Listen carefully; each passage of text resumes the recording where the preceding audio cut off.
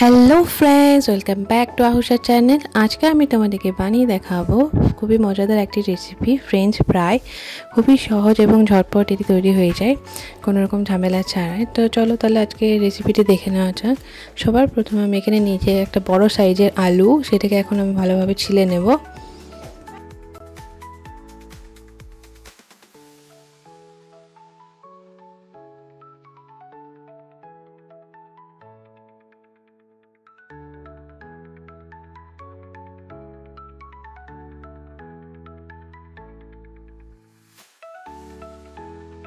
আলুটা এখন খুব ভালোভাবে ছেলা হয়ে গিয়েছে। এখন আমি এটাকে পিস পিস করে নেব। আমি যেভাবে পিস পিস করেছি তোমরা এইভাবে করবে, দেখবে তাহলে ফ্রেঞ্চ ফ্রাইগুলো খুব ভালো হবে। এইভাবে লম্বা লম্বা করে এগুলোকে কেটে নিতে হবে, তাহলে এগুলো খুব তাড়াতাড়ি সেদ্ধও হয়ে যাবে এবং খুব ভালোভাবে ফ্রাইও হবে। তো এখন আমার আলুগুলো কাটা হয়ে গিয়েছে। এবার আমি একটা পাত্রের মধ্যে জল দিয়ে সেটা গরম করে নিয়েছি। তার মধ্যে দিয়ে দিলাম হাফ টিস্পুনের মতো লবণ এবং এটাকে ভালোভাবে একটু গরম করে আলুর টুকরোগুলোকে দিয়ে দিচ্ছি। এইভাবে আলুর টুকরোগুলোকে দিয়ে দেওয়ার পর এটাকে কিছুক্ষণের জন্য সেদ্ধ করে নিতে হবে। খুব বেশি সেদ্ধ করা যাবে না, হালকাভাবে 2 মিনিটের জন্য সেদ্ধ করে নিতে হবে। দেখতেই পাচ্ছ আমার জলটা প্রায় গরম হয়ে এসেছে। এখন এটাকে আমি একটু ভালোভাবে নেড়ে চেড়ে হালকাভাবে একটু সেদ্ধ করে নিচ্ছি। খুব বেশি সেদ্ধ করলে কিন্তু আলুগুলো গলে যাবে, তখন ফ্রেঞ্চ ফ্রাইটা আর হবে না মুচমুচে। তো এখন দেখো আমার এটা ফুটে গিয়েছে। খুব বেশিক্ষণ আমি এটা ফোটাবো না, ছেঁকে নিচ্ছি।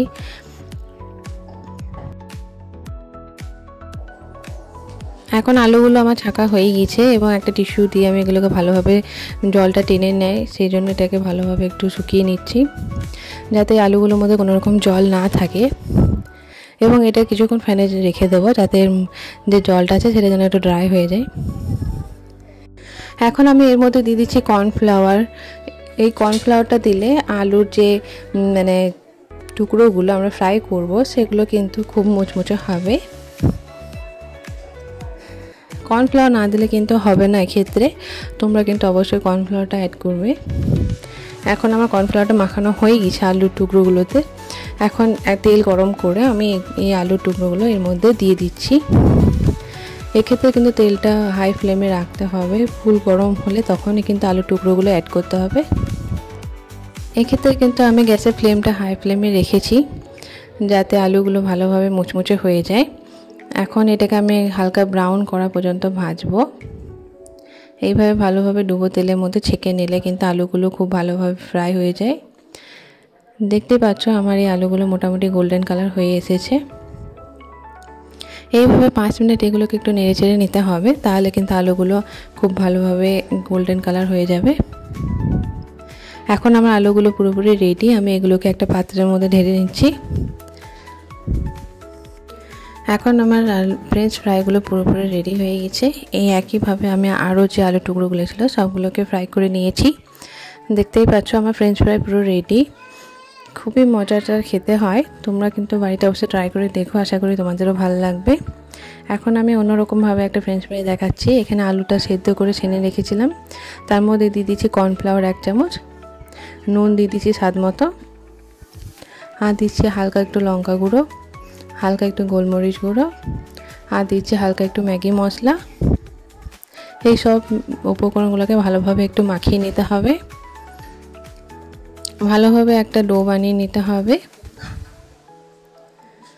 দেখো আমার ডোটা রেডি হয়ে গেছে। এখন আমি একটা কেরি প্যাকেট দিয়ে এটাকে ভালোভাবে একটু চেপটে নিচ্ছি।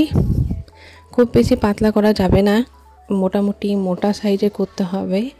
একটা রুটি বেলে নিতে হবে মোটা সাইজের। এটাকে এবার পিস পিস করে নিতে হবে এবং ঠিক একইভাবে তেল গরম করে এগুলোকে ফ্রাই করে নিতে হবে। ঠিক একই রকমভাবে এটাকে গোল্ডেন কালার করে নিতে হবে। দেখতেই পাচ্ছ কত সুন্দর এগুলো ফ্রাই হয়ে যাচ্ছে। কোনো রকম ঝামেলা ছাড়াই খুব ঝটপট কিন্তু এটি বাড়িতে বানিয়ে নেওয়া যায়। দেখো আমার এই ফ্রেঞ্চ ফ্রাইগুলো কিন্তু পুরো রেডি হয়ে গিয়েছে।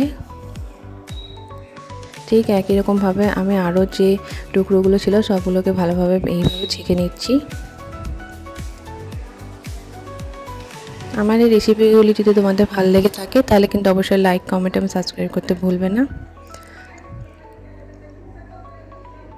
আমার এই ফ্রেঞ্চ ফ্রাইগুলো এখন পুরো রেডি। এগুলোকে আমি একটা পাত্রের মধ্যে রেখে দিচ্ছি। তোমরা কিন্তু বাড়িতে অবশ্যই ট্রাই করে দেখো, আশা করি তোমাদের সকলেরই ভালো লাগবে।